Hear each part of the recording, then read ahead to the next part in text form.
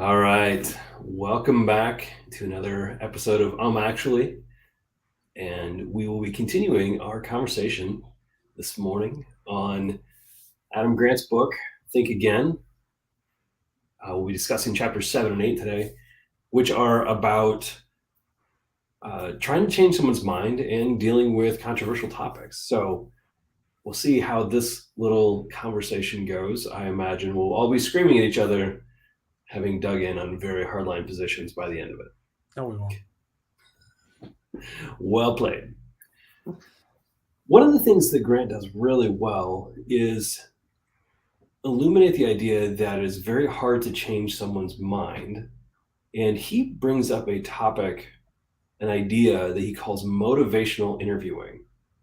And so I want to know from you guys, have you tried this tactic? Have you seen this work in real life? Have you been able to ask questions of someone to get them to realize an error in their way? Brock, looks like you've got something to say here. Yeah, it is great when I remember to do it. When I start going Socratic on other people, sometimes it's not perceived in the way that it is intended, but like it's I do a lot with my mentees, and it is a great way to lead them into lines of thought that they hadn't thought existed. And in this chapter, he calls out one line, which I think is great. The objective is not to be a leader or a follower, but a guide. I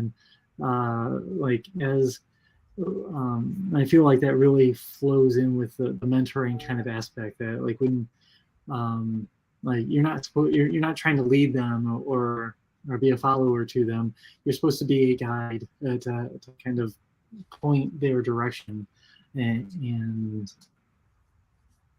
it is great. So. Yeah, it's better to be the Obi-Wan Kenobi character than to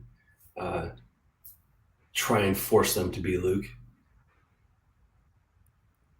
Yes, and even Obi-Wan Kenobi had his agenda that he pushed, right? So the hardest thing about this, I had come across motivational interviewing before. I actually had a book stuck on my Amazon wish list forever, and just actually coincidentally realized that the other day when I was going through and cleaning it out.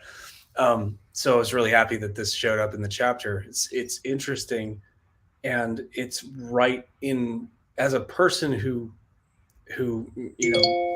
in my job is to convince developers to try new things and do different behavior, and it's right in my wheelhouse here. The hardest thing, it's really easy to mechanically suggest the tactic of stop telling people what to do, or because that creates a reaction in them that is often equal and opposite in direction. But you should just ask them questions. And the first thing the amateur change maker tries to do is ask incredibly leading questions. Like, don't you want to write a test for that? That's not the thing, right? That's not motivational interviewing. That's not anything except a dickish leading question. Yes. Like, so the nuance, and I think you were getting at this, Brock, the nuance is to not lead them, but to be open to where they are going, and just help them, like, through open-ended questions, the right kind of questions.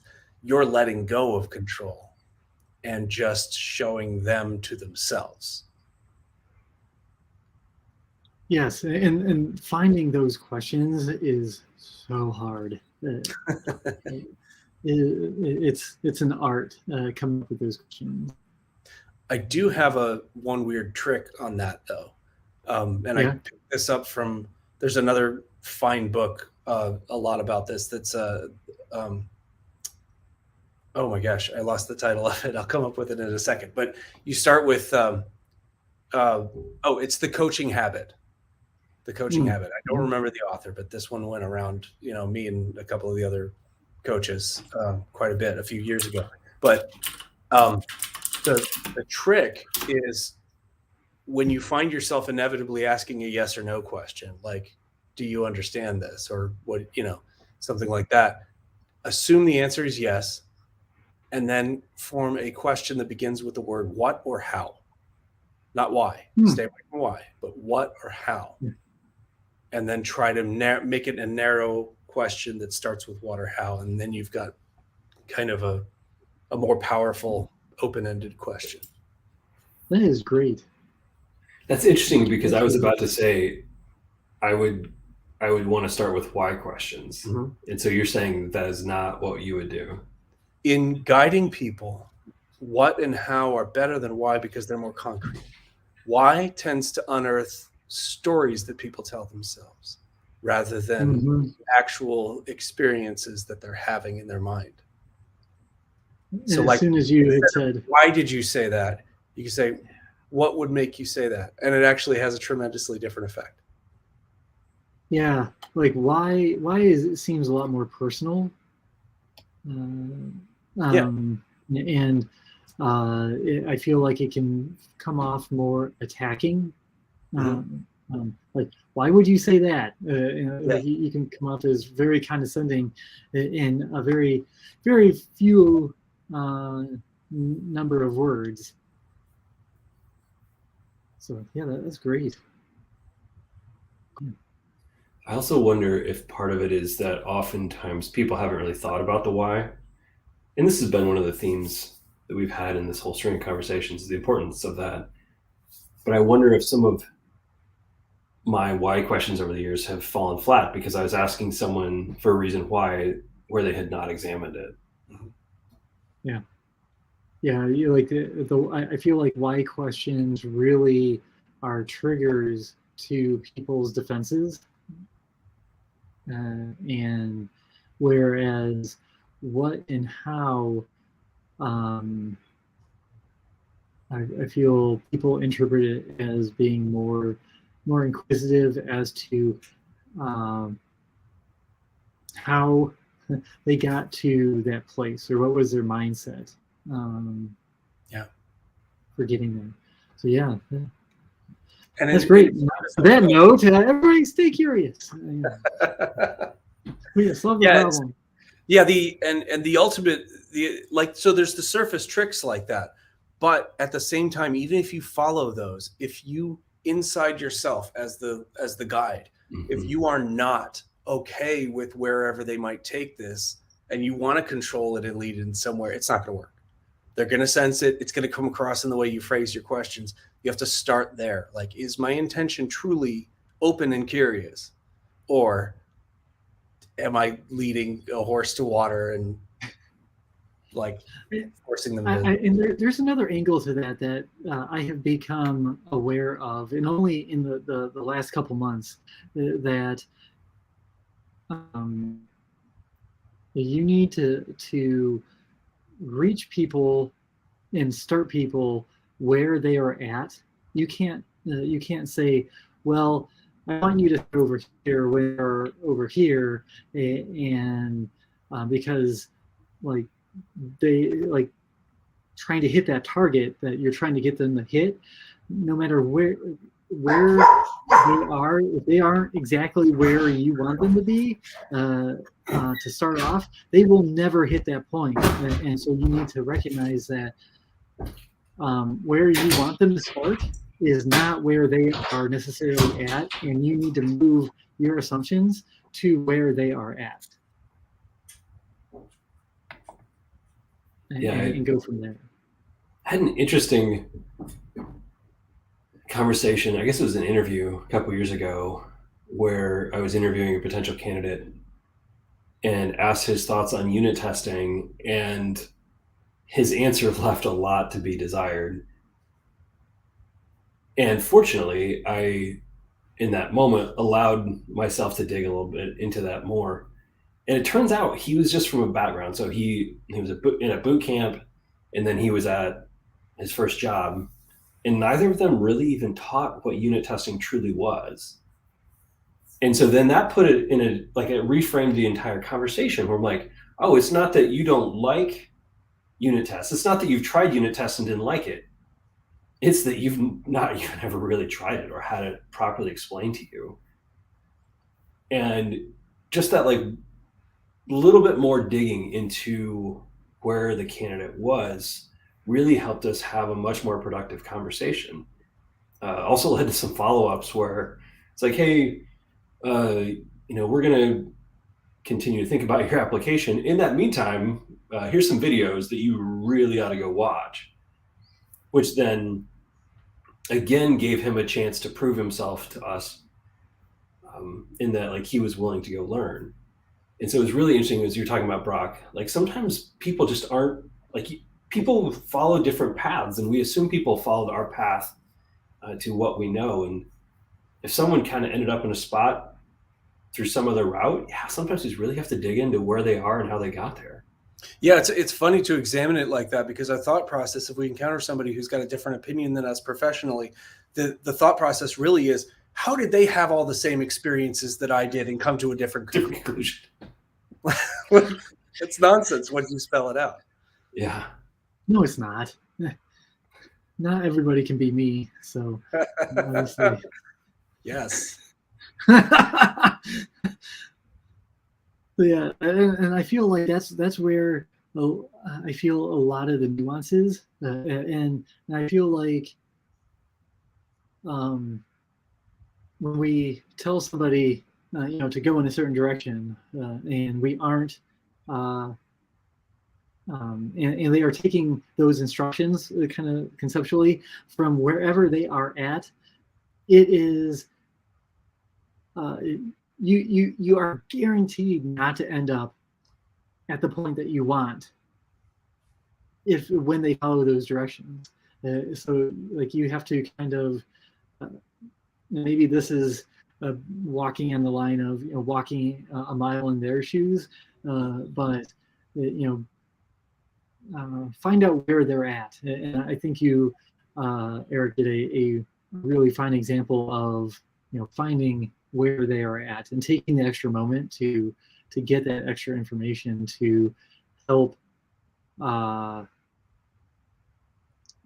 move where you thought your starting position was to that candidate's starting position, and then from that starting position start to investigate going forward. Well, and you bring up a really good point, Brock, and this actually gets into the content of chapter 8, is that very frequently in our minds we want to, like, have very binary decisions. Do you like unit testing or do you not like unit testing? And we want no gray areas, totally black and white. We see this in politics all the time. Mm-hmm. And the book does such a great job with, like, that's just not a reality. There's so many things. It could be anything from unit testing to whether or not you like hexagonal architecture, whatever, where people have different positions, and it's not even two-dimensional. It's not like, well, are they this way or this way? It's like, well, it's kind of over here and kind of down there.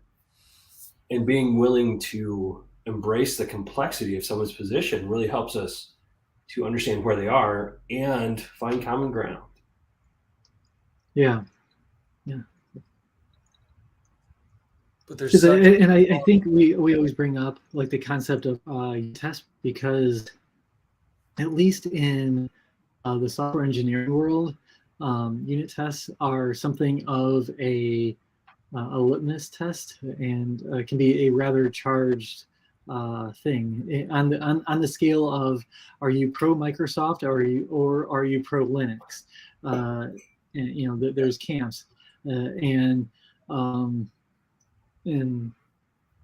hoping to realize the nuances and to bring up the nuances and recognize where there are complexities, because where there's complexities, that's cluing us into the fact that there are nuances in the arguments and in the positions, and that there isn't one best blah or whatever, unless you're talking about unit tests, and then there is either you are correct or you're not. But that's how it is. And in our field, there's some interesting forces at play here, because there's at once there's people who want you to come over to their side and agree with them completely, and those other engineers over there, they're garbage because they don't follow the way. And then you also have the people who are endlessly frustrated with the consultants. It depends, which is highlighting the nuance, right? That we need to explore this complex space with a lot more information than we have right now. But they respond to that with annoyance because they want to be told a side. The consultant's job is to tell me the answer, to tell me the right, which side do I pick in this religious war so I don't burn in hell. And yeah. So you're simultaneously pissing all those people off as soon as you introduce nuance and complexity, because they want the answer, they want the security, they want the certainty. But I think that we could if we put all three of those things together, think about Eric's digging into a complex problem, making sure we are moving to wherever those people are at, and then we are asking people questions like how and what, and start digging into those things. That would help us alleviate some of the stress that the people that we would be consulting, to help them think through the problem a little bit more, and to discover the complexities and the nuances. So, yeah. Well, I was even wondering if we just don't need better vocabulary. Like, do we as an industry need to get better at communicating nuance? Because we need to get rid of English, and we need to start speaking in some kind of C-level language. Solved it. Nice. But I wonder if the phrase "it depends" is part of the problem. Is there something else that we could say that is less pedantic? Tell me more about.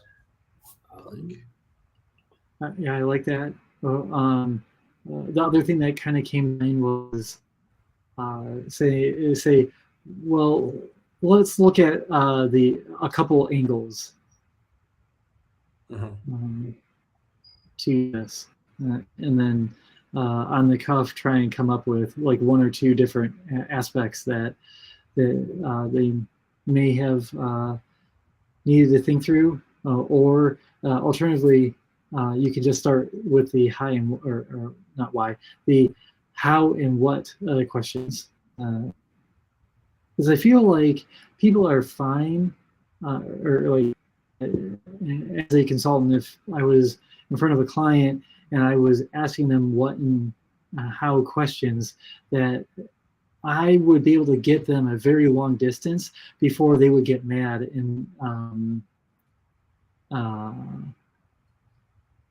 that I just kept asking more questions, as opposed to describing their problem, which is primarily what they're focused on. Mm-hmm.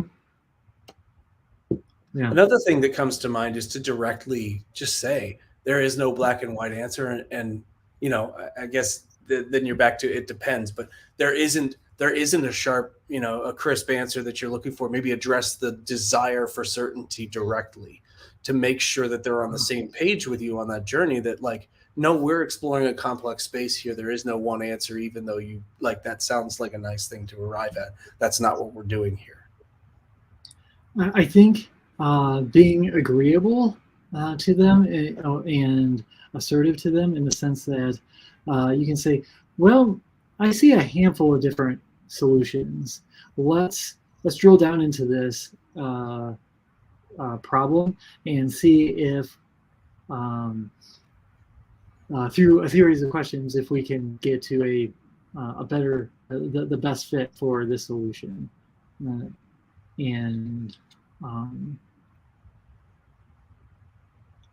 I feel like people, when they hear, yeah, there's a lot of different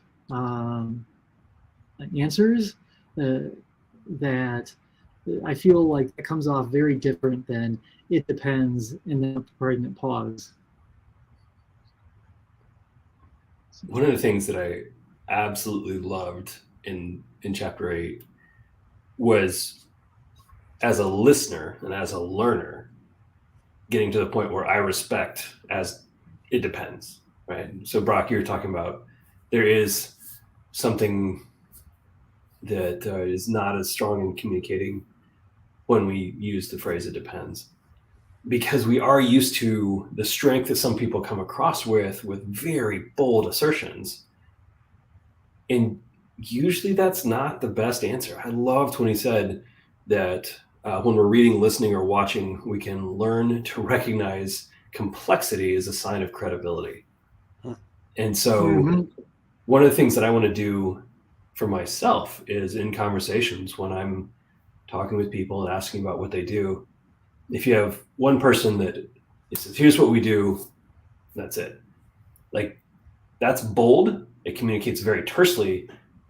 And am I drawn to that because it's simple, or am I willing to hear another point of view where someone's like, well, if this, then this, if this, then that? Can I respect the complexity of a longer answer as much or more than someone with a clear but unnuanced answer? Yeah, I like that. That's something to really keep in mind. Wow, this has been really a roller coaster of, today I learned, and I'm going to have to take notes on this, and put post-it notes all over my screens to remember, hey, try this. Yeah. Yep. It's awesome. All right, gentlemen, any last comments or questions? Stay curious. Stay curious. It depends. No, right, John, you're just.